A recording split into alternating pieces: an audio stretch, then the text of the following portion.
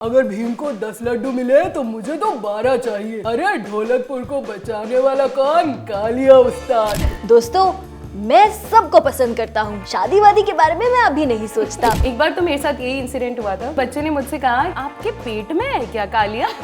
राजू के सिर पे 2 बाल ही क्यों हैं? 2 बाल होने का रीजन आज तक समझ में नहीं आया है। छोटा भीम की शादी किससे होगी, इंदुमती से कि चुटकी से? क्या बताओ, भीम तो मुझे बहुत पसंद है।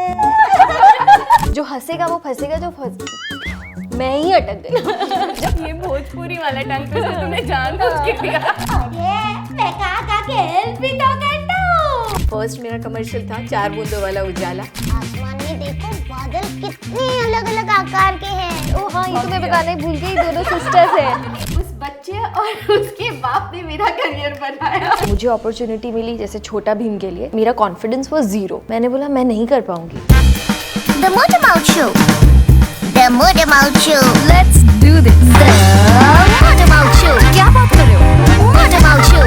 सच्ची? The Motor Mouth Show. Hi guys, thank you so much for all the love on the Motor Mouth Show and on the channel. लेकिन इसके साथ साथ प्लीज़ चैनल को सब्सक्राइब ज़रूर कर लेना, क्योंकि जब आप चैनल को सब्सक्राइब करते हो तो हमें मोटिवेशन मिलती है कि हम आप तक और अच्छे अच्छे गेस्ट लेकर आएँ और अच्छा अच्छा कंटेंट लेकर आएँ।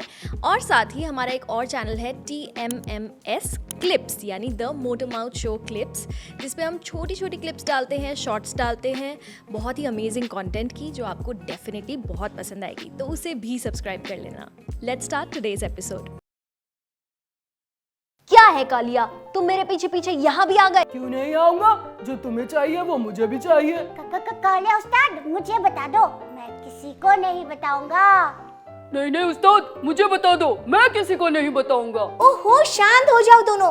किस चीज के लिए लड़ रहे हो तुम लोग? एक ही तो चीज है जिसके लिए भीम कालिया से लड़ सकता है। अरे वही चीज जिसका कोई मोल नहीं और भीम के लिए अनमोल है। बता दे भीम। और क्या टुनटुन मौसी, हम सब के प्यारे लड्डू। भाई छोटा भीम टीम हो और लड्डू ना हो, ऐसा तो हो ही नहीं सकता, है ना? हर ओकेजन में लड्डू तो हमें चाहिए ही चाहिए। So guys, hello and welcome back to the motor mouth show. आज हमारे साथ है छोटा भीम की पूरी team. Welcome to the motor mouth show. और ये है एक girl power special episode. Yes. So we have the voice of Raju, Julie Tejwani ji. Welcome to the show. We have voice of Chutki and Tuntun Mausi. Yes. Rupa ji. We have Dholu Bholu की आवाज, दोनों characters की आवाज, जिग्ना जी, जिग्ना भारद्वाज जी, and we have the voice of Kaliya. और मैं तो यहाँ सिर्फ लड्डू खाने ही आया हूँ। क्या बात है. And I am the voice of Bhim. तुम ऐसे कैसे लड्डू खा लोगे कालिया? क्यों? लड्डू तो मैं खाऊंगा. अच्छा, इस बार लड्डू हाफ हाफ बटेंगे। नहीं टुनटुन मौसी, आप कालिया को लड्डू मत देना। देखो ऐसा तो हो नहीं सकता। लेकिन माँ सुनो तो, भीम मेरा दोस्त है, पहले उसे मिलेगा। मैं तो अपने सब दोस्तों में लड्डू बांटूंगा, राजू को भी दूंगा। अरे वाह। अब ढोलू बोलू, तुम अपने हिस्से का लड्डू मुझे दे देना। मुझे ना ये पता ही था। आप ना मुझे ज्यादा देना लड्डू। हाँ, वरना उस्ताद तो हमारे सारे लड्डू खा जाएंगे। बोलू सॉरी उस्ताद। अरे बहुत सारे लड्डू है, चिंता मत करो तुम लोग। ये लोग तो झगड़ते रहेंगे, लड्डू तो मैं ही खा जाऊंगा। ऐसा तो हो ही नहीं सकता। वाह वाह वाह, क्या शुरुआत हुई है। लेकिन शुरुआत से याद आया, ये छोटा भीम की शुरुआत कब हुई थी, कैसे हुई थी? क्योंकि मैंने जब ये टीम ज्वाइन की तो इट वाज 2013 और 14 एंड परिग्ना तब छोटा भीम की वॉइस कर रही थी and she had a baby and she couldn't continue, so I became the voice of Bhim. लेकिन जो पूरी टीम है ओरिजिनल, जिसकी वजह से छोटा भीम को इतनी पहचान मिली, बच्चों ने इतना प्यार दिया, वो आज हमारे साथ हैं। आप शुरू से भीम में थे, आप शुरू से थे। मैंने और शैली ने बाद में ज्वाइन किया। बट 2008 में ये कैसे शुरू हुआ था, जिग्ना जी आप बताइए। 2008 में फर्स्ट एपिसोड आया था। Okay. इसकी जो प्लानिंग थी, जो कैरेक्टर्स बन रहे थे, वो काफ़ी पहले से बन रहे थे, काफ़ी सालों से। And we used to go and 5-6 mic लगे होते थे, हम ऑडियो रिकॉर्ड करते थे, ड्रामा रिकॉर्ड करते थे और सोचते थे कि इस कैरेक्टर को कैसा बनाएंगे। हाँ, क्योंकि आपके पास तो पिक्चर तो होती नहीं होगी। बिल्कुल नहीं, और बस बता दिया था 2 छोटे कैरेक्टर, अबाउट मी अगर कहे ढोलू भोलू सेम दिखेंगे, बस आवाज़ डिफरेंट रखना। अच्छा। तो और पूरी फ्रीडम दी गई थी कि कैसे उसे करोगे, क्या करोगे। ऑफ कोर्स गाइडेंस मिला था हमें, बट बहुत अच्छे से उसे बनाया गया था। एंड इतनी मेहनत के बाद, आई थिंक सो 4-5 साल की मेहनत के बाद 2008 में उसका फर्स्ट एपिसोड आया था। Oh wow, Yeah. कितना ज़्यादा इसके पीछे कितना प्रोसेस होता है। And I think Amarkant Dubey ji was the dubbing शुरू डायरेक्टर में एट जब हुआ तब एक प्ले की तरह रिकॉर्ड करते थे और अमरकांत जी के पास से बहुत कुछ सीखने को मिला। वत्सल दुबे की जो आवाज़ थी वो भी बहुत मासूमियत वाली थी, तो लोगों को बहुत अच्छी तरह से। सो अमरकांत सर का जो बेटा है Vatsal Dubey was the first voice of Chhota Bheem. वो बॉय भी था, छोटा भी था, तो बहुत नेचुरल उसकी आवाज़ थी। हाँ। और डेफिनेटली हर एक कैरेक्टर को बनाने में अमरकांत जी का भी था। और ये कैरेक्टर्स बने तब तो पता नहीं चल रहा था, लेकिन उसके बाद में ऐसा हुआ कि कुछ साल के बाद तो कैरेक्टर ऐसे फिट हो गए कि रात को उठा के भी बोलो चुटकी क्या हुआ क्योंकि वो सारे उसमें इतने घुस गए। हम लोग इतने एनिमेशंस करते हैं, लेकिन ये जो जुड़ाव लगाव हो जाता है अपने कैरेक्टर्स का, ये छोटा भीम शायद इसीलिए इतना फेमस बन गया। यस, क्योंकि मुझे ऐसा लगता है आप लोगों ने इतना दिल से बहुत उस दिल से कैरेक्टर को किया, किया हाँ। और इतने साल लगे उसे बनने में। एक तरह से आपने पैदा किया उस कैरेक्टर को, है ना? लेकिन बहुत सारे लोगों का इसमें ये इनपुट है, इसकी वजह से इतना अच्छा ये बन पाया। और जब भी जाते थे तो लगता था नहीं इससे थोड़ा बेटर करे, एक और करे, एक और करे, लाइक यू नो ऐसे नेवर एंडिंग ये होता था। जैसे अभी हम लोग होते हैं कि अभी थक गए बस दिस इज, लेकिन इस शो के साथ तो हम लोग ऐसे जुड़ गए थे कि इसको कैसे बेटर बना सके। आपका कुछ एक्सपीरियंस याद है उस टाइम का? मैं बाद में आई। जब मैं आई थी तो मुझे स्केच दिया गया था, तो स्केच में कैरेक्टर का पता चलता नहीं है। स्केच यानी वो black and white? Black and white वो आया था कि राजू ऐसा दिखेगा ओके। और 4 साल का बच्चा रहेगा और उसके 2 बाल हैं और 2 बाल होने का रीजन आज तक समझ में नहीं आया है। पर हाँ, वो शायद फनी दिखता है और एंटरटेनिंग दिखता है, इसीलिए शायद वो ज़्यादा उगाना नहीं चाह रहा होगा। तो ये एक मुझे रीज़न दिखा था, पर अमरकांत जी ने बहुत मेहनत करी थी उसके पीछे। मतलब हम तो करते ही हैं, बीइंग आर्टिस्ट आप कैरेक्टर के पीछे बहुत ज़्यादा मेहनत करते ही हो, लेकिन अमरकांत जी का बहुत साथ था कि ये ऐसे नहीं जुली, ये इसको ऐसे करो। तो वो एक कैरेक्टर जब बिठाया गया था ना, तब वो बहुत ज़्यादा मेहनत थी, बहुत ज़्यादा। क्योंकि आई थिंक सो सारे आर्टिस्ट नए थे। हाँ, मेरी बिल्कुल शुरुआत हुई है तो बिल्कुल रॉ थी। ओह, ये मुझे नहीं पता था। हाँ, ओके। तो आपने राजू की वॉइस जब सेट की तो आपने क्योंकि आपके सामने एक ब्लैक एंड व्हाइट इमेज थी सिर्फ, जी। कोई कलरफुल पिक्चर नहीं, कोई जी। वीडियो नहीं, तो आपने कैसे उसको सेट किया कि हाँ इसी तरह की आवाज होनी चाहिए? कुछ मन में कुछ ध्यान था कि किसी बच्चे का रेफरेंस था? हाँ, मतलब मैं भरी पूरी फैमिली में रहती हूँ, तो मेरे घर पे मेरे भतीजे छोटे छोटे सब मेरे सामने पैदा हुए हैं, तो उनको बोलते सब सीखा है, देखा है। तो मेरे साथ तो एक इंसिडेंट ऐसा हो गया था, तो मैं रिकॉर्डिस्ट हुआ करती थी। ओके। जी, तो अल्ट्रा में मैं और रघु मेरे दोस्त थे, तो हम प्रोजेक्ट्स लेते थे। तो मेघना एरंडे मेरे पास बहुत डबिंग के लिए आती थी और मैं उनको बहुत फॉलो करती थी। तो ऐसा था कि उसकी आवाज़ इतनी मेरे अंदर बैठ गई थी कि एक बार एक क्राउड एक लाइन के लिए डबिंग के लिए मुझे रघु ने बोला कि तू ये कर दे। मैं करने गई और मैंने ऐसे मॉड्यूलेट किया आवाज़ को, पता नहीं कैसे, और उसने उसको मतलब बोला कि इसको रोक, इसको रोक। कैसे किया, फिर से तो कर। तो वो बच्चे की आवाज़, यही जो राजू की आवाज़ है, ये निकली थी मेरे अंदर से। कैसे बोला था आपने? वो मराठी में था कुछ तो भी। मैंने मतलब बोलते हैं ना, रघु ये मैं नहीं कर सकती, ऐसा मैंने उनको बोला। तो बोला इसको पकड़ पकड़, इसको पकड़। कैसे किया, फिर से तो कर। तो ये मैंने जब करा था ना, तो वही आवाज में मेरी ऑडिशन भेजी गई थी तब। और वहां से वो अप्रूव होके आ गई थी, और फिर वहां से मेरी शुरुआत अमरकांत जी के पास हुई थी। मतलब यही आवाज फिर मैंने उनको सुनाई थी और उन्होंने ये एक्सेप्ट करी थी, पर कैरेक्टर के हिसाब से वर्किंग कराई थी काफी। ऐसा हुआ था। एंड शैली, यू जॉइंड द टीम इन 2015 हाँ, और 16। probably 14, 15, 16 ऐसे ही कुछ था। हाँ। बट मेरे लिए कैरेक्टर स्केच नहीं था। मौसम दी की आवाज़ थी मेरे लिए, उनको कॉपी करना बहुत ज़रूरी था। मुझे याद है कि पिंकी दी मेरे को बोलती थी कि कितना बॉयश कर सकती है, कितना राउंड कर सकती है, बिकॉज ये कैरेक्टर ऐसा था कि इतने लेवल तक वॉइस को पहुंचाना मेरे लिए उस टाइम पॉसिबल नहीं था। कि मतलब बहुत छोटे से छोटा बच्चा किया है, बट कालिया के लिए ज्यादा राउंड करना है, ज्यादा, कई बार इतनी खांसी भी आ जाती थी, गला बैठ जाता था, बहुत बेस वाली और बहुत राउंडिश बेस, आवाज है। हाँ, राउंड वॉइस। और फिर ये कैरेक्टर हमेशा भीम से भिड़ता हुआ, मतलब एटीट्यूड में फुल ऑन, कि भीम को जो मिला है मैं उससे बेटर कर सकता हूँ। मतलब अगर भीम को 10 लड्डू मिले तो मुझे तो 12 चाहिए। अरे ढोलकपुर को बचाने वाला कौन? कालिया उस्ताद। तो मेरे लिए ये था कि कितना राउंडिश कर सकते हैं। और पिंकी दी ने बहुत सपोर्ट किया मुझे कि हाँ चल करते हैं और करते हैं। तो वहाँ से मेरी शुरुआत हुई। और मौसम दी की वॉइस मेरे लिए सबसे बड़ा रेफरेंस थी कि उनको मुझे कॉपी करना था। तो हाँ, luckily we are doing till now. बहुत बड़ी रिस्पॉन्सिबिलिटी हो जाती है ना जब Seriously, हम आप कोई अपने सीनियर आर्टिस्ट को और जस्टिफाई करना बहुत जरूरी है कि जब हम कोई ऑनगोइंग कैरेक्टर जो बच्चों के मन में बसा हुआ बैठा है हुआ है। और उसको हम परफॉर्म कर रहे हैं। जैसे मुझे याद है जब 2013 में मुझे फ़ोन आया कि आपको ऑडिशन के लिए आना है, तो अंजू मैम ने मुझे कॉल करके बुलाया था। और उन्होंने ये नहीं कहा था कि आपको छोटा भीम का ऑडिशन देना है, छोटा भीम ऑलरेडी बहुत फेमस था।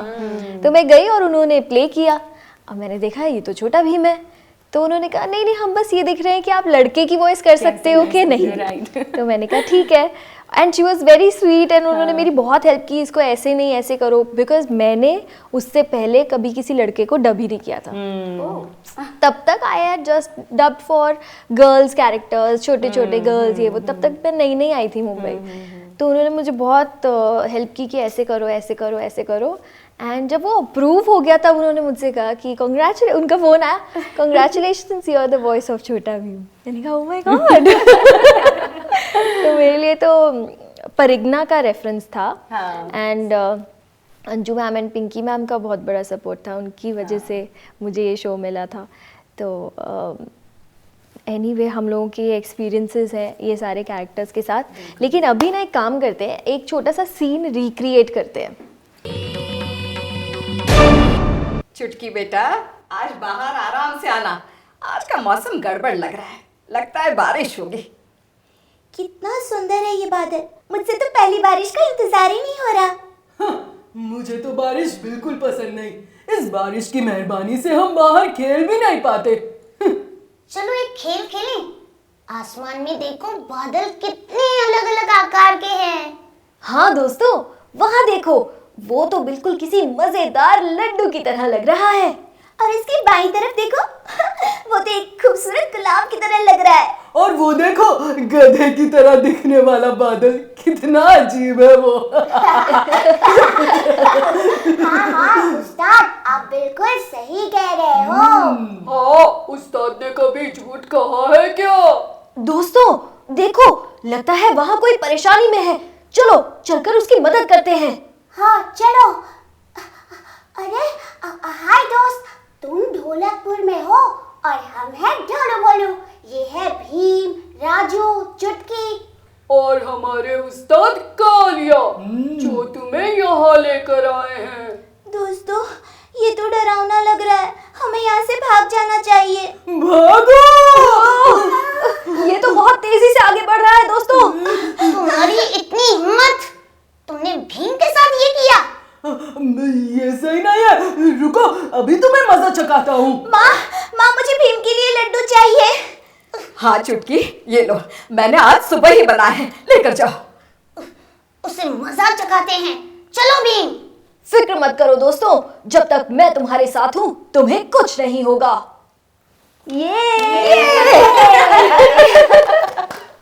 कितना मजा आता है ना ऐसे स्क्रिप्ट रीडिंग करने में। एक्चुअली ऐसा लग रहा था हम लोग रिकॉर्डिंग कर रहे हैं। We did it with reactions. So you started in 2006 जब ये स्टार्ट हुआ, नहीं 2008। एंड कब तक किया फिर आपने? मुझे लगता है 2018 में मैंने छोड़ा है। ओके। एंड आपने मैम? मैंने 10-11 साल किया। अरे उसके वाह। बाद और आप तो अभी भी कर रहे हो और हम भी अभी भी कर रहे हैं। एक गेम खेलते हैं जिसमें ना मैं आपको एक अल्फाबेट दूंगी और आपको उस अल्फाबेट से शुरू होने वाली कोई भी खाने की चीज बतानी है। एस से खाने की चीजें। सीताफल, next alphabet T. Tacos, next alphabet G. Golgappe. हम लोग कितने भूखड़ हैं ना। एक ना मजेदार सा छोटा भीम ट्रिविया हो जाए। मैं कुछ क्वेश्चंस पूछूंगी आपसे जो मोस्टली फैंस के क्वेश्चंस होते हैं जिसका जवाब मेरे पास भी नहीं होता। हमारे पास भी शायद ही होगा। लेकिन मैं आप लोगों से पूछना चाहती हूँ। सबसे पहला क्वेश्चन है, छोटा भीम की शादी किससे होगी, इंदुमती से कि चुटकी से? चुटकी आप ही बता दो। क्या बताओ, भीम तो मुझे बहुत पसंद है। चुटकी क्या कहा? कुछ नहीं माँ। फैन को ही जवाब देने दो। पर ये बहुत लोग पूछते हैं ना। हाँ, पर ये भीम क्या चाहता है? ये तो मैं ही फंस गई। मेरे पास इस बात का कोई जवाब नहीं है। दोस्तों, मैं सबको पसंद करता हूँ। शादी वादी के बारे में मैं अभी नहीं सोचता, बाद में सोचूंगा। ओह गॉड, मुझे नहीं लगा था मैं ही आ जाऊंगी इस स्पॉट में। Okay, next question. राजू के सिर पे 2 बाल ही क्यों हैं?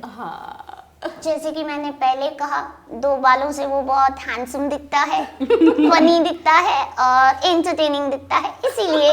क्या बात है, बहुत क्यूट आवाज लगती है मुझे राजू की। मैं ना राजू को इंग्लिश में डब करती थी, माइटी राजू को भी और भीम में राजू को। तो मुझे इतना, मैं सुन के पहले अडोर करती थी कि वाह क्या आवाज है।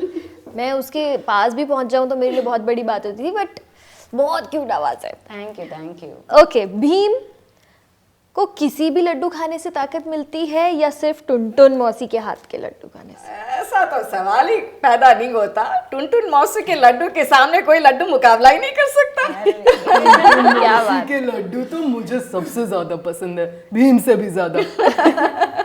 अच्छा, एक सवाल है कि ये सारे बच्चे खेलते रहते हैं, स्कूल क्यों नहीं जाते? ये सवाल तो सभी पूछते हैं एक्चुअली, जहाँ भी जाओ ये पूछते हैं, है ना? हाँ। और इसमें क्या हो जाता है कि हमारे ही बच्चे पूछते हैं कि खुद तो डब कर आती हो, मुझे क्यों स्कूल भेजती हो? खुद तो आप दिन भर ऐसे एपिसोड निकालें, पढ़ाई के साथ साथ उनका सब कुछ यस, वो ऐसा हो जाता है ना। अभी सोनल की भी छोटी बेटी है, मेरे भी 2 बेटे हैं छोटे। तो ऐसा हो जाता है कि कई बार इवन हम लोग वो शो आजकल मैं दिखा रही हूँ, मीला एंड द मॉफल। तो उसमें तुम्हारी आवाज आती है मीला की, मेरे कुछ कैरेक्टर्स किए हुए हैं। तो कभी कभार खाना खिलाते टाइम उसको स्टॉप करके खुद से आवाज निकालनी पड़ती है, या इंटरनेट बंद हो गया, कुछ हो गया ना तो एंड वो इतने क्यूरियस रहते हैं कि वो रिलेट करते हैं, अरे ये तो अभी यहाँ से चल रहा था, अभी आपके मुंह से कैसे आवाज आ गई वैसे? अच्छा। हाँ, actually. And he is my older brother, Dhruv, brother कह रही हूँ, my older son Dhruv, he is 3 years old।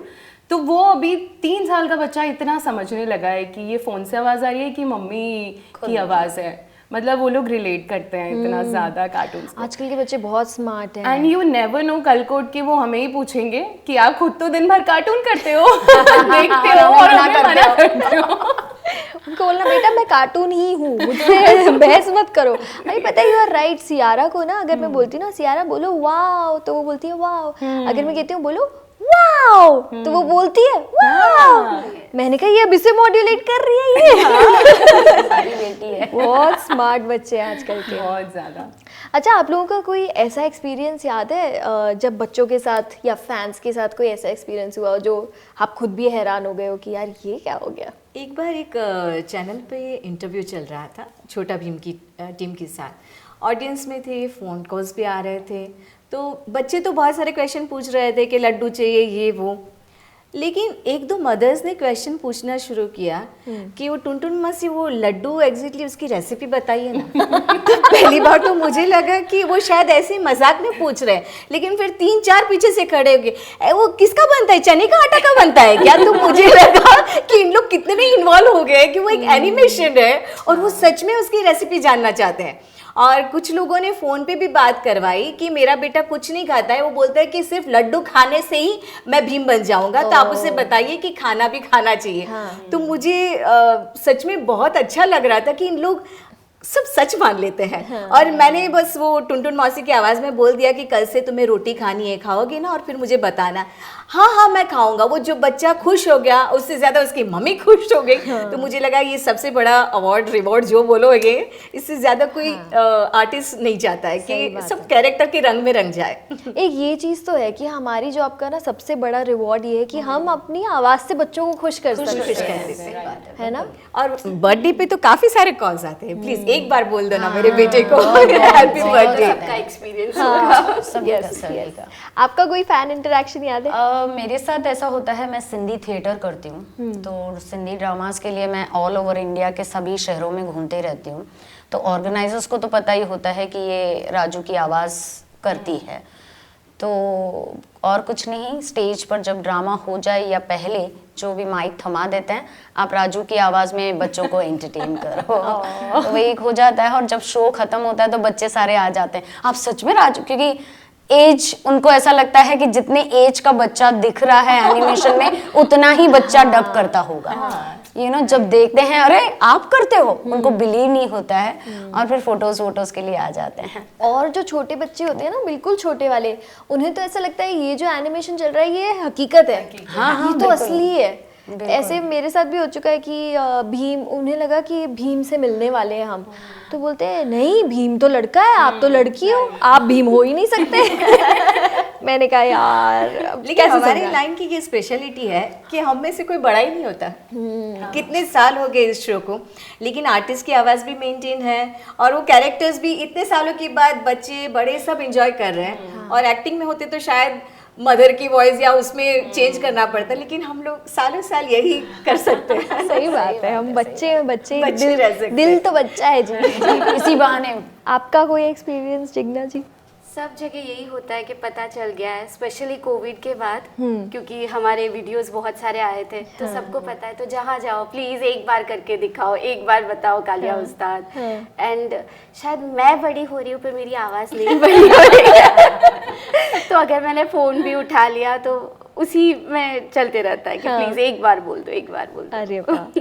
शैली? मेरे साथ तो यूजुअली जैसे मेरे इन लॉज दिल्ली में रहते हैं, तो जब भी वहाँ जाना होता है तो अगर कोई जैसे होती है ना कंजकें होती है, उसमें बच्चे आते हैं या बर्थडे पार्टीज किसी की हो गई, और सबसे पहले घर वाले ही बोलते हैं ये दीदी वो आवाज़ करती है, दीदी वो आवाज़ करती है, वो लोग ही सबसे ज़्यादा फंसाते हैं। एंड फिर सबका ऐसा होता है कि अच्छा ये वाली आवाज़ है। एक बार तो मेरे साथ यही इंसिडेंट हुआ था, कुछ घर पे कुछ गेट टुगेदर थे, बच्चे भी आए थे, तो उसने लिटरली बच्चे ने मुझसे कहा कि आपके पेट में है क्या कालिया, आपने खा लिया है क्या उसको?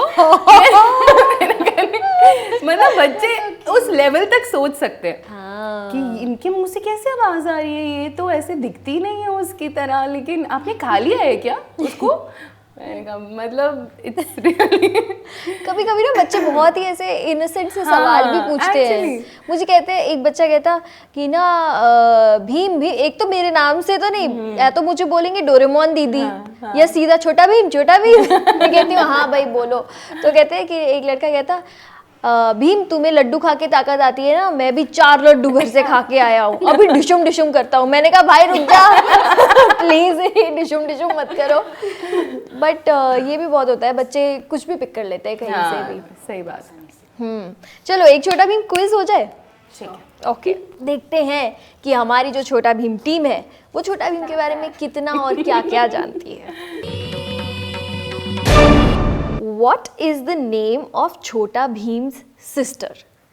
भीम के एपिसोड्स में एक भीम की मुंह बोली बहन है जो कभी कभी आती है, बहुत ही कभी कभी आती है, उसका नाम क्या है? कभी कभी के लिए बहुत दिमाग लगाना याद करना बट इनिशियल एपिसोड्स में वो फिर भी काफी दिखती थी, अब तो बहुत ही कम अभी। दिखती है। हाँ, Shivani. Yes yes yes yes, थोड़ा बहुत तो याद था। चलो, बहुत याद था। What is the name of the saint of Dholakpur? Dholakpur में एक बाबा है, एक साधु है। आई नो वेट, धुनी बाबा। यस यस, धुनी बाबा। ओके, ढोलकपुर में एक प्रोफेसर भी हैं। Professor Dhoomketu. Correct. Okay, who is the most powerful demon of Dholakpur? Kirmada. Kirmada, yes Kirmada, correct. Chhota Bheem और कृष्णा की कितनी मूवीज आ चुकी हैं? क्योंकि कृष्णा पहले पहले मैं करती थी, इसीलिए शायद 4 या 5। 4 या 5 आपने बोला। The correct answer is 5, so yes. Okay, ये इंटरेस्टिंग है। छोटा भीम के पापा का नाम क्या है? आयुष्मान। उसके बाद वो अंशुमन भी बोलने वाले हैं। ए सही है, ए सही है। ए से है। ढोलू बोलू को सिर्फ कालिया उस्ताद it starts with Abhimanyu. Yes correct. Okay, Tuntun मौसी, आप एक ही कलर की साड़ी पहनती हो, कौन से कलर की साड़ी? ग्रीन। क्या बात है, सही जवाब। Okay, now we move on to another very fun segment. It is called tongue twisters. इसमें ना मैं एक टंग ट्विस्टर बोलूँगी और सबके लिए अलग अलग।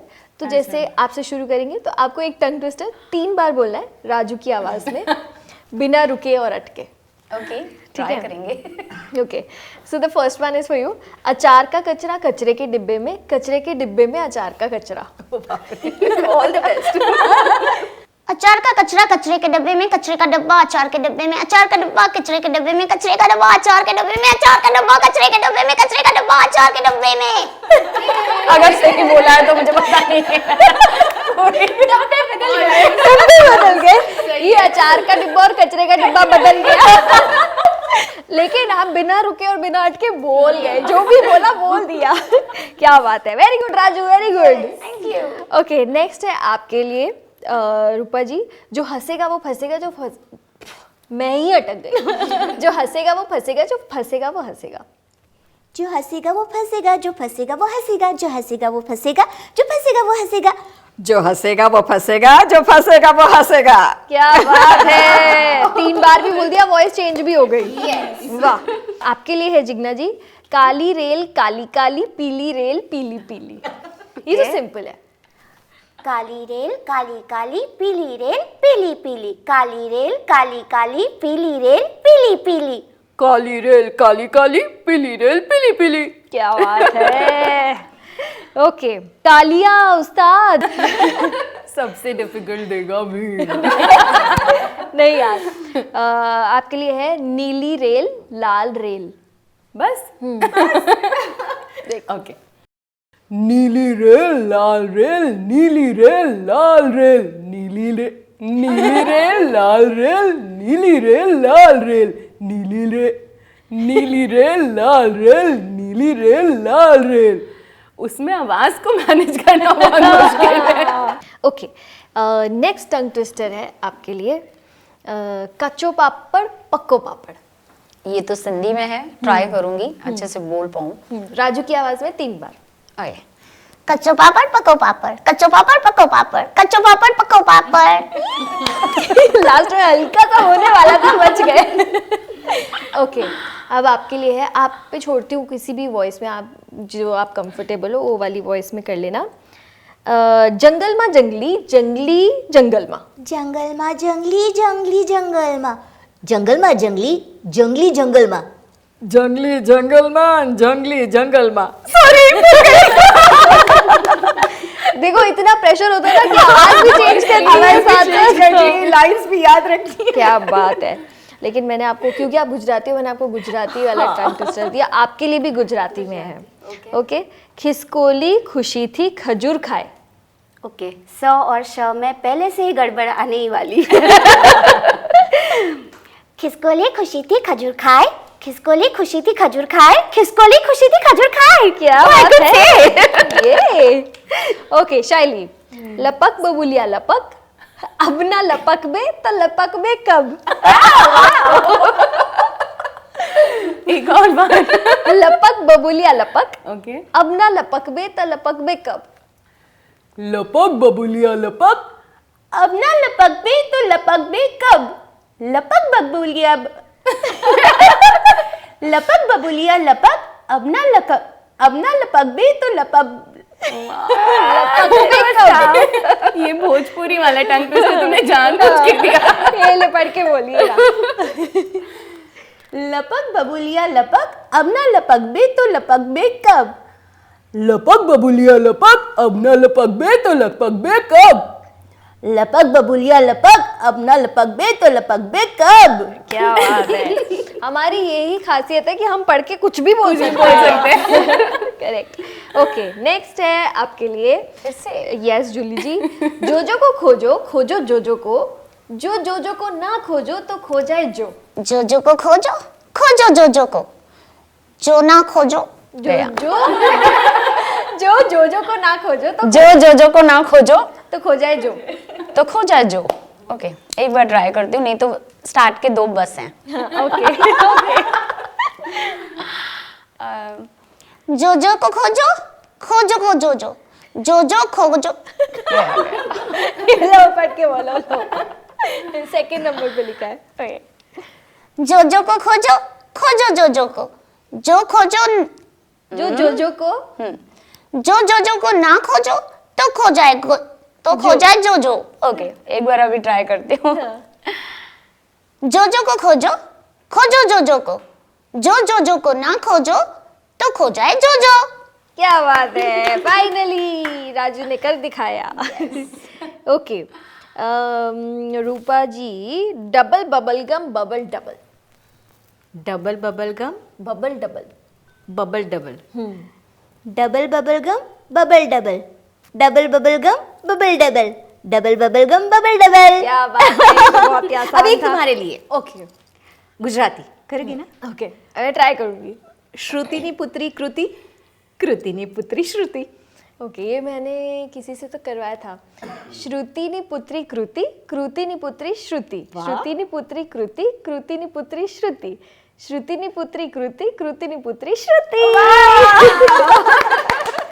मैंने कर दिखाया। ओके, जिग्ना जी। तोला राम तोला तोल के तेल में तुल गए। तोला राम तोला तोल के तेल में तुल गए।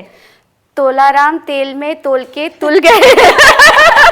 तोला राम तोला तोल के, तोला राम तोला तोल के तेल में तुल गए। हाँ। तोला राम तोला तोल के तेल में तुल गए। तोला राम तोला तोल के तेल में तुल गए। क्या बात है। शाइली, लास्ट वन।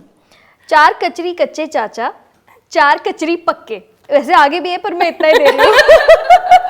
4 कचरी कच्चे चाचा, 4 कचरी पक्के। ये मैं मेरी नॉर्मल वॉइस में कर रही हूँ। ओके।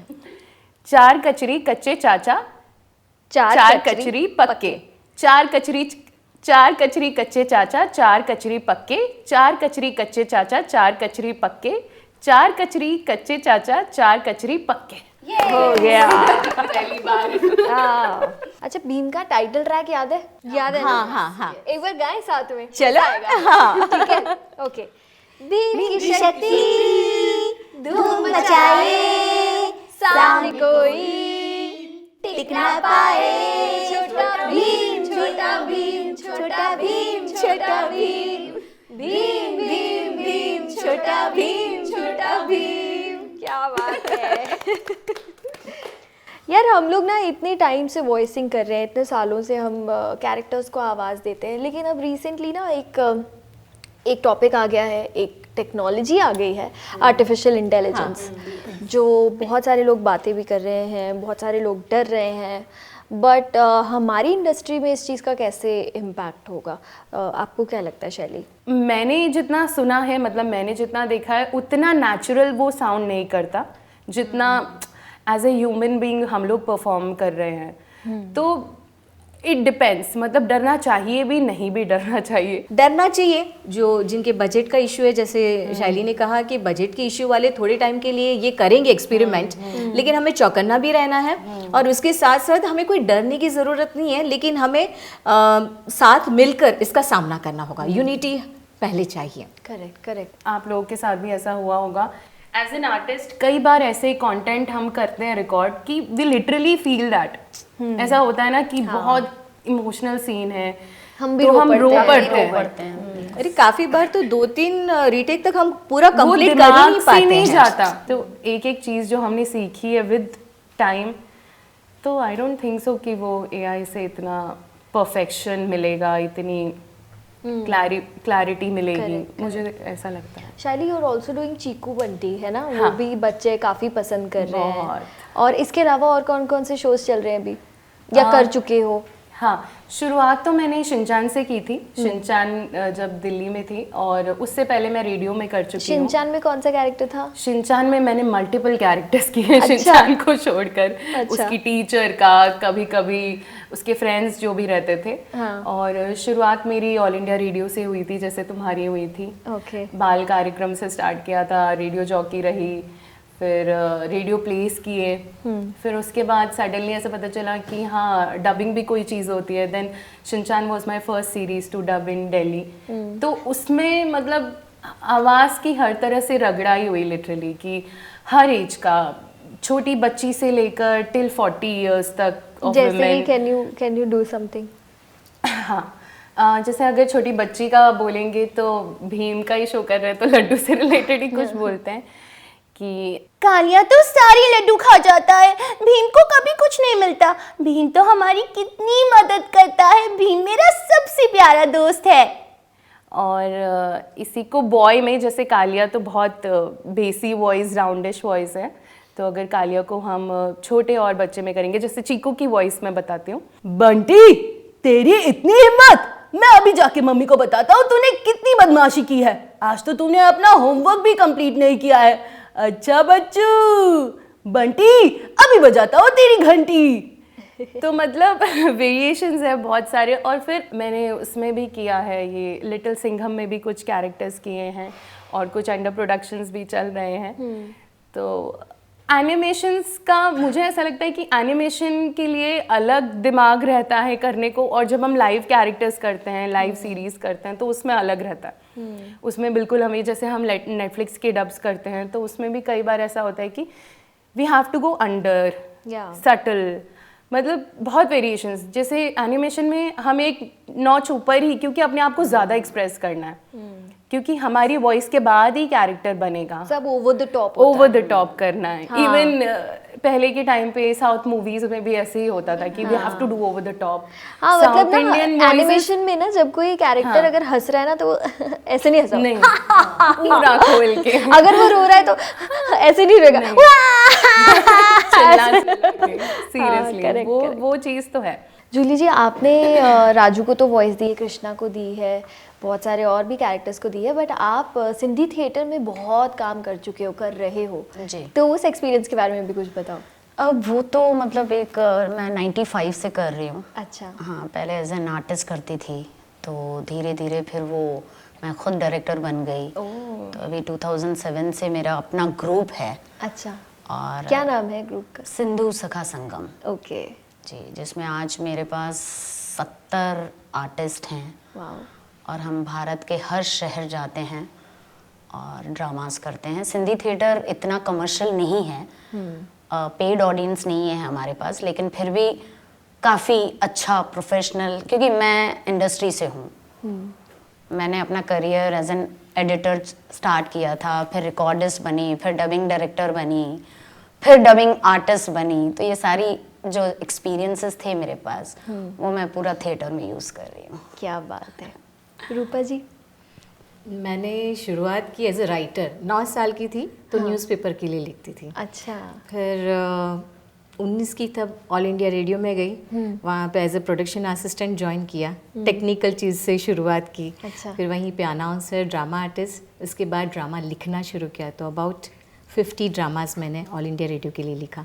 वही जब मैं रिकॉर्ड करती थी, बड़े गुजराती थिएटर के आर्टिस्ट आते थे तो बताते नहीं थी कि शी इज़ राइटर, क्योंकि दिखती भी छोटी ही थी। फिर उन लोग जब कमेंट्स देते थे तब इतना अच्छा लगता था, क्योंकि मेरी एज से काफ़ी आगे लिखती थी। उन सबको मैंने काफ़ी सुना, क्योंकि हर एक की अलग अलग अपनी स्पेशलिटी थी। उन सब का सुनने का इतना जो मुझे मौका मिला। उसके बाद में विविध भारती में मैंने as a production assistant casual basis पे किया। हवा महल शो आता था, सबको बहुत पसंद था, वो भी मैंने रिकॉर्ड किया। और वहीं पे अमरकांत जी से मुलाकात हुई। और उसके बाद में कमर्शियल्स के लिए ऑडिशन देना शुरू किया। तो वर्ड्स एंड वॉइस में वनमाली जी थे, मतलब अगर वहाँ से आप काम करते हो तो यू आर गुड आर्टिस्ट। तो मुझे अनाउंसर थी, फिर भी मुझे 6 बार रिजेक्ट कर दिया। और मैं हर बार पूछती कि मैं क्या करूँ, तो बोलते कुछ नहीं और सुनो, बस और कोई नहीं। और 6 बार के बाद जो उन्होंने मुझे अप्रूव किया और मैंने काम शुरू किया, पीछे मुड़ के नहीं देखा। क्या बात है। और इसके बाद में फर्स्ट मेरा कमर्शियल था 4 बूंदों वाला उजाला, उसमें आपने क्या किया था?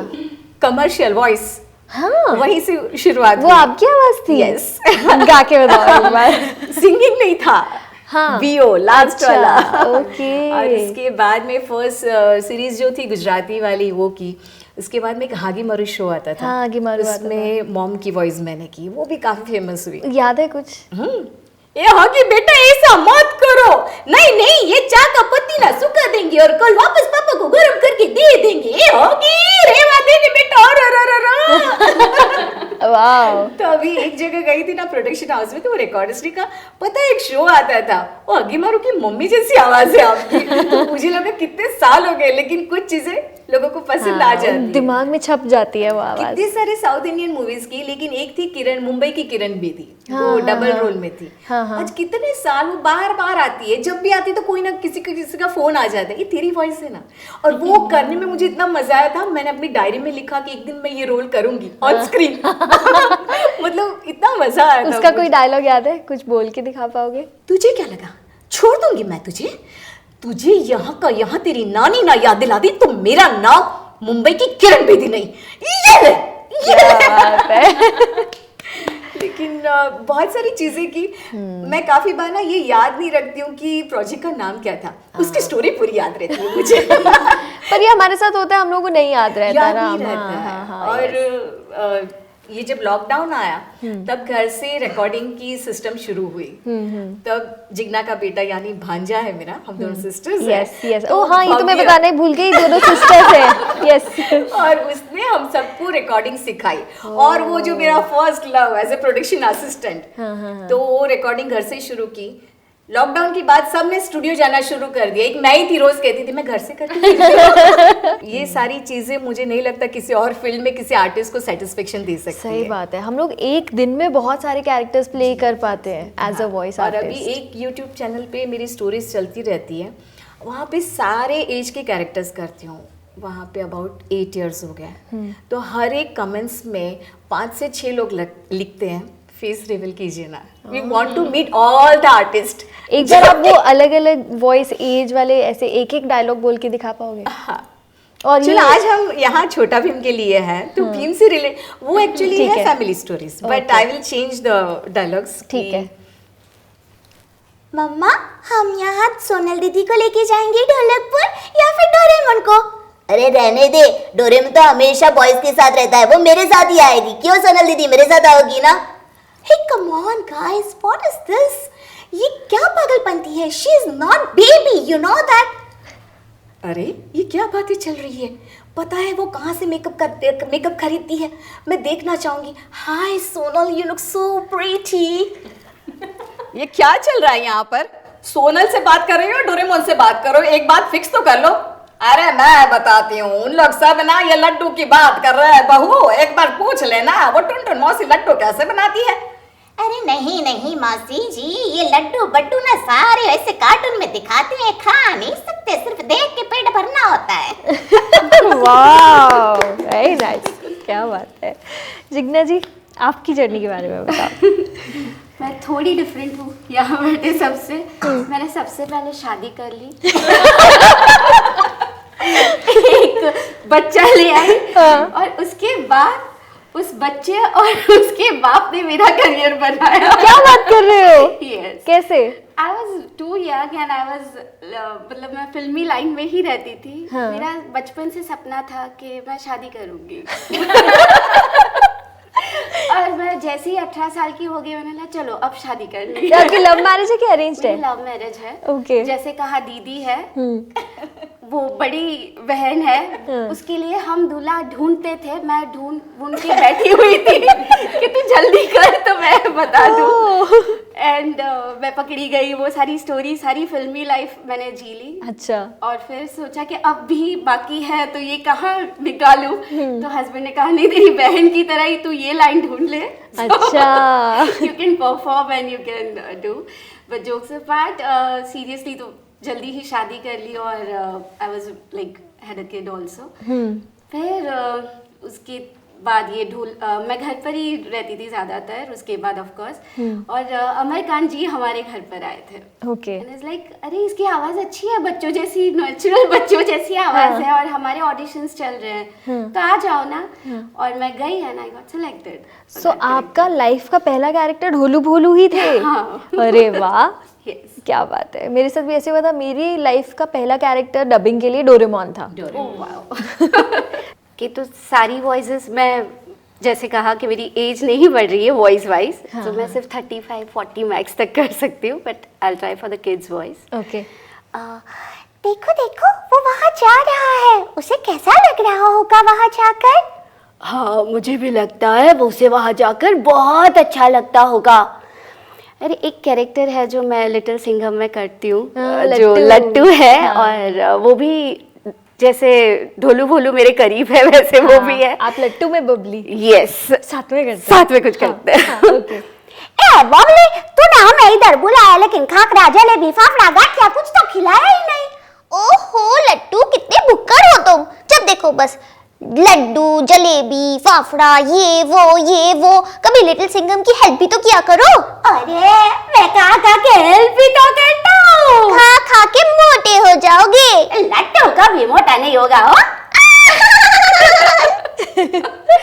This is the fun of all the Yes. characters, but बच्चों के बाद भी now I have started giving my original voice और थोड़ी बड़ी आवाज में, हाँ। which like normal जो Netflix के हम डब करते हैं या साउथ की मूवीज की हीरोइंस का डब करते हैं, जो मेरी नॉर्मल वॉइस रहती है। ओह वाह, लकी है हम लोग। यस। और एक ये मामले में भी लकी कि हमारे पीछे, जैसे कहते सक्सेसफुल आदमी के पीछे औरत होती है, सक्सेसफुल औरतों के पीछे आदमी है। मेरे हस्बैंड ने भी काफी सपोर्ट किया कि कहीं भी जाना है, इफ यू आर हैप्पी मैं लेने आ जाऊंगा। सिर्फ ये एक सेंटेंस पे हम लोग बहुत कुछ कर सकते हैं। अब आज तुम्हें देख के मैं सोशल मीडिया में आगे बढ़ने के लिए हमेशा इंस्पायर होती हूँ। जिस तरह तुम एक कदम आगे बढ़ रही हो, मेरा बेटा तुम्हें फॉलो करता है, विवान भिमानी, और वो भी काफी डबिंग करता था अभी ब्रेक पे।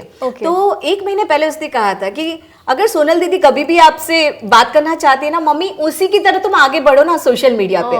तो मैंने कहा अभी तू मुझे आगे लेके चल। तो आई थिंक मेरी ये जो सोशल मीडिया वाली जर्नी है उसमें शायद वो लेके जाएगा। तो लाइक आदमी हमारे सक्सेस के पीछे है। क्या बात है, बिल्कुल सही बात बोली आपने। अच्छा, बहुत सारे लोग हैं जो इस फील्ड में आना चाहते हैं लेकिन उन्हें नहीं पता क्या करें कैसे करें, तो क्या क्या चीज़ें ज़रूरी होती हैं इस फील्ड में आने के लिए? आपसे शुरू करते हैं जूली जी। और डिक्शन, लैंग्वेज सबसे important. How can they work on their diction and language? जैसे हमने सीखा है, पढ़ना है। मतलब मुझे जब मैं सीखती थी तब ऐसा बोला जाता था कि आप रोज़ न्यूज़पेपर पढ़ो। आपको जिस भाषा में आपको परिपक्व करना है वो भाषा का आप न्यूज़पेपर डेली पढ़ो और अपनी ही आवाज़ रिकॉर्ड करो, कहाँ आप गलती कर रहे हो उसको सुधारो। तो ये चीज़ें तब हम करते थे। तो यही मैं अभी हमारे भी जो मेरे ग्रुप में सब हैं उनको यही गाइड करती हूँ कि अगर कुछ करना है तो उसके लिए पहले ये मॉड्यूलेशन, आप बाद में जो दूसरे टेक्निकल चीज़ें सीखते हो वो अलग हैं। जब तक आपकी भाषा साफ नहीं होगी, बिल्कुल डिक्शन साफ नहीं होगा, आप आगे बढ़ नहीं पाओगे। तो ये 2 चीज़ें मुझे लगती हैं।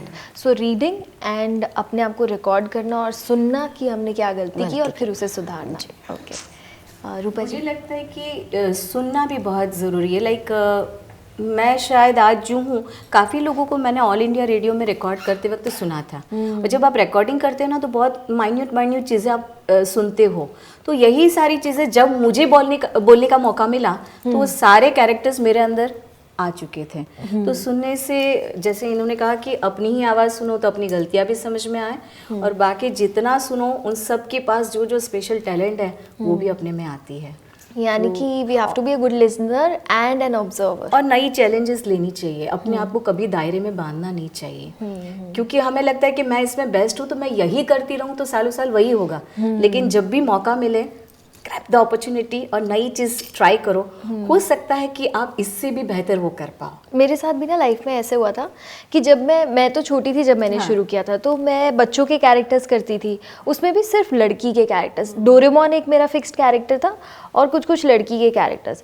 तो जब मैं मुंबई आई और मुझे अपॉर्चुनिटी मिली जैसे छोटा भीम के लिए, तो मेरा कॉन्फिडेंस वो ज़ीरो। मैंने बोला मैं नहीं कर पाऊंगी, मैं लड़के की वॉइस कर ही नहीं सकती, मैं कर ही नहीं पाऊंगी। बट अंजू मैम ने बहुत सपोर्ट किया, उन्होंने पुश किया कि नहीं तुम कर सकते हो कर सकते हो। फिर मैंने ट्राई किया एंड आई गॉट सिलेक्टेड। तो ये आपने सही बात बोली कि अपॉर्चुनिटी जो मिले उसे आप मुझे लगता है तुमने हर एक टाइप की आवाज ट्राई की अब है। कर ली है। हाँ, हाँ। और हर एक पहले में लगता तुम्हारी ही आवाज था। बहुत नेचुरल साउंड करती है। थैंक यू पर पहले ऐसा लगता था मैं नहीं कर पाऊंगी मेरे बस की नहीं है। बट हाँ, सो रीडिंग एक पॉइंट हो गया, लिसनिंग ऑब्जर्विंग एक पॉइंट हो गया। बहुत सारे लोग ऐसे भी हैं न्यू आर्टिस्ट जो होते हैं जो स्टूडियो में बैठ के ऑब्जर्व करते हैं, काफ़ी घंटों बैठते हैं, ऑब्जर्व करते हैं। तो ये 2 पॉइंट्स हो गए। और कोई पॉइंट? अब मेरा खुद का स्टूडियो है, भव्य स्टूडियोज। एक बेटा बड़ा हो गया है, सो अब मैं दूसरे बेटे को बड़ा कर रही हूँ। सो खुद प्रोजेक्ट्स भी लेती हूँ और उसमें से एक प्रोजेक्ट था स्पाइडरमैन इनवर्स, जो अभी मल्टीवर्स जो मूवी आई थी, वो गुजराती में पूरी मैंने हैंडल अरे की वाह। थी। और तब मुझे पता चला पुराने आर्टिस्ट, मतलब जो ऑलरेडी सीनियर आर्टिस्ट है उनके साथ भी काम किया और जो नए न्यू कमर्स हैं उनके साथ भी। मतलब जो सीनियर आर्टिस्ट है, हाँ मैं एक टेक और दे रहा हूँ, नहीं मैं सेटिस्फाई नहीं हूँ, मुझे इसको ऐसे करना है। और नए आर्टिस्ट से अगर हम कहें प्लीज़ एक और दे दो, हो गया ना, क्या प्रॉब्लम है, बराबर तो है। सो ये चीज़ भी हम अभी तक सीख रहे हैं, तो मुझे लगता है कि वो एक बड़ी बात है। करेक्ट। सो पेशेंस होना और इस चीज़ को एक्सेप्ट करना कि हमारे लिए हर दिन एक लर्निंग है and every stage we are जो लर्निंग। डायरेक्टर जो वहाँ बैठा है उस तरफ, हम क्योंकि हेडफोन लगा के सिर्फ देख रहे हैं, पर जो उस तरफ सुन रहा है वो शायद हमसे ज़्यादा उस वक्त तो जानता ही है। डेफिनेटली बिल्कुल करेक्ट। शाइली? कई बार मेरा सबने तो पॉइंट्स वैसे भी ले लिए हैं सारे। तो कई बार ऐसा होता है कि हम लोग फ्लो में इतना ज़्यादा होते हैं कि हम फ्लो में हमें पता नहीं चलता, हमने कोई वर्ड गलत बोल दिया या कोई क्लिक आ गया या कोई सांस मिस हो गई हमारी। तो वो चीज़ पे यूजुअली आर्टिस्ट सोचता है कि मतलब जैसे न्यू कमर्स का ही मैं एक आइडिया, मैंने भी जैसे कि इनकी रिकॉर्डिंग्स किन्हीं लोगों की सुनी है, तो उनका ऐसा थॉट होता है कि अरे आप एडिट कर दो, अरे नहीं यहाँ पे कोई बात नहीं, यहाँ पे थोड़ा आगे कर दो, पीछे कर दो। ये चीज़ बहुत होता है, मतलब पेशेंस की, जैसे आप सब ने बात की कि पेशेंस बहुत ज़रूरी है, जो आजकल कम देखने को मिलता है। और दूसरा है मार्किंग्स होनी बहुत ज़रूरी है, कि अब तो वैसे भी हम लोग टैब्स यूज़ करते हैं, तो हम लोग काफ़ी सीनियर्स भी, मतलब सबके बैक ऑफ माइंड चलता है कि यहाँ पे पॉज लेना है। हमें पहले से ही जब लाइन चलती है तो सामने लाइन चल रही है लेकिन दिमाग में हमारी हिंदी लाइन चल रही होती है कि यहाँ पे हमें पॉज लेना है। तो वो विद टाइम रिकॉर्डिंग्स कर के ही आता है, वो तुरंत नहीं आएगा। प्लस अगर आपको कोई कैरेक्टर मिला है तो उसकी टोन आपने अगर जो पकड़ी है उसको पकड़ के रखना बहुत ज़रूरी है। भले ही वो शो को रिकॉर्ड करने के लिए आपको 10 दिन लगेंगे, 20 दिन लगेंगे, लेकिन वो टोन कभी कभी छूट जाती है, तो उस पे काम करना बहुत ज़रूरी है। Correct. And I think emotions और एक्सप्रेशंस पे काम करना भी बहुत ज़रूरी है। वॉइस एक्टिंग, क्योंकि हमारे पास सिर्फ एक ऑडियो मीडियम होता है परफॉर्म करने के लिए, तो है ना, वो भी बहुत ज़रूरी है। राइट। तो हमारा episode almost towards the end पहुंच चुका है, बट आई वांट टू से थैंक यू कि आप लोग इतना टाइम निकाल के यहाँ पर आए। छोटा भीम की मेमोरीज हम लोगों ने रिलिव की, उसकी पूरी जर्नी के बारे में याद किया, एंड आप लोगों ने इतनी अच्छी अच्छी प्यारी प्यारी वॉइसेस करके दिखाई। मुझे तो ऐसा लगा हम लोग पहले एपिसोड की शूटिंग कर रहे हैं सब साथ में मिलके drama. Actually but thank you so much, it was so much fun. Thank you so much. Thank you. So guys, आपको ये एपिसोड कैसा लगा मुझे कमेंट सेक्शन में ज़रूर कमेंट करके बताना। अगर अच्छा लगा हो तो do hit the like button, share it with your friends, share it with all the Chhota Bheem fans, and don't forget to subscribe to my channel the motor mouth. हम मिलते हैं अपने अगले वीडियो में, तब तक के लिए take care, goodbye and प्यार यू।